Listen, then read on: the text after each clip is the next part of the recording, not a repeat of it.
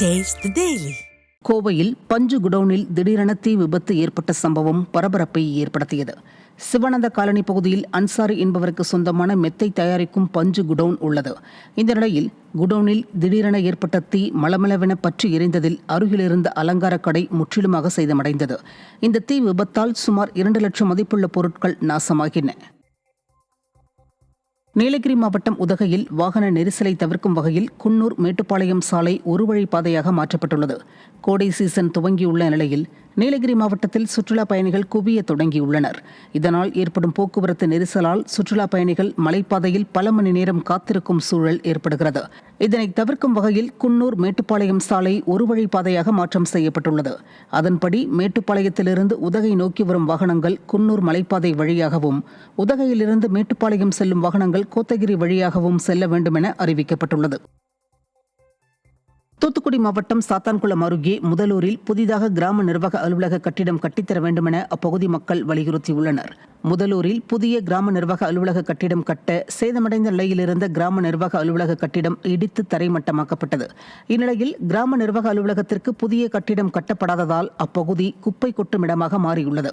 விடியா திமுக அரசு புதிய கிராம நிர்வாக அலுவலக கட்டிடம் கட்ட நடவடிக்கை எடுக்க வேண்டும் என அப்பகுதி மக்கள் வலியுறுத்தியுள்ளனர். விழுப்புரத்தில் பட்டா வழங்காததை கண்டித்து பழங்குடியின மக்கள் வருவாய் வட்டாட்சியர் அலுவலகத்தில் தர்ணாவில் ஈடுபட்டதால் பரபரப்பு ஏற்பட்டது. அத்தியூர் கிராமத்தில் வசித்து வரும் பழங்குடியினர் சமூக மக்களுக்கு வீட்டுமனை பட்டா வழங்காமல் விடிய அரசின் அதிகாரிகள் அலைக்கழித்து வருவதாக கூறப்படுகிறது. இதனால் ஆத்திரமடைந்த பழங்குடியின மக்கள் செஞ்சி வருவாய் வட்டாட்சியர் அலுவலகத்தில் முற்றுகையிட்டு தர்ணா போராட்டத்தில் ஈடுபட்டனர். திறனற்ற ஸ்டாலின் ஆட்சியில் அதிகாரிகள் ஆழ்ந்த தியானத்தில் இருப்பதாக குற்றச்சாட்டு எழுந்துள்ளது. திண்டுக்கல் மாவட்டம் கொடைக்கானலில் கோடை விடுமுறை காரணமாக சுற்றுலா பயணிகளின் வருகை அதிகரித்துள்ளது.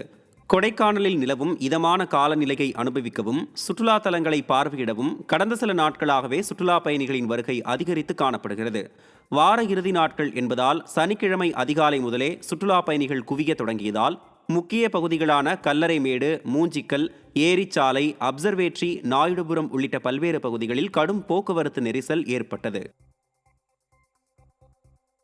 கோவை மாவட்டம் சிறுமுகை பகுதிகளில் சூறாவளி காற்றால் வாழை மரங்கள் சேதமடைந்துள்ள நிலையில் அதிமுக சட்டமன்ற உறுப்பினர் ஏ.கே. செல்வராஜ் நேரில் ஆய்வு செய்தார். சிறுமுகை மற்றும் அதன் சுற்றுவட்டார பகுதிகளில் வாழை விவசாயம் பிரதானமாக உள்ளது. கடந்த 2 தினங்களுக்கு முன்பு அப்பகுதியில் வீசிய சூறாவளி காற்றால் சுமார் 50,000க்கும் மேற்பட்ட வாழை மரங்கள் முறிந்து சேதமானது.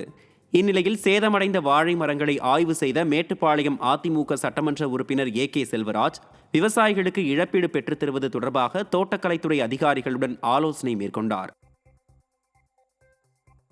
தஞ்சை மாவட்டம் பாபநாசம் அருகே மணல் எடுப்பதை தடுத்து நிறுத்த கோரி பொதுமக்கள் போராட்டம் நடத்தினர். கொள்ளிட கரையோர பகுதியில் வசிக்கும் 10க்கும் மேற்பட்ட கிராம மக்கள் கொள்ளிடத்தில் வெள்ளம் ஏற்படும் காலங்களில் எடக்குடி கிராமத்தில் அமைந்திருக்கும் 15 ஏக்கர் பரப்பிலான மணல் திட்டில் தங்கியிருப்பது வழக்கம். இந்நிலையில் அந்த மணல் திட்டில் உள்ள மணல் விடிய அரசின் அலட்சியத்தால் JCB இயந்திரம் மூலம் அள்ளப்பட்டு வருகிறது. இதனை தடுக்க வலியுறுத்தி போராட்டம் நடத்த ஒன்று திரண்ட கிராமத்தினரால் பரபரப்பு காணப்பட்டது. இதை கண்ட பொதுமக்கள் ஸ்டாலின் ஆட்சியில் எந்த வகையிலும் நிம்மதி இல்லை என குற்றம் சாட்டுகின்றனர்.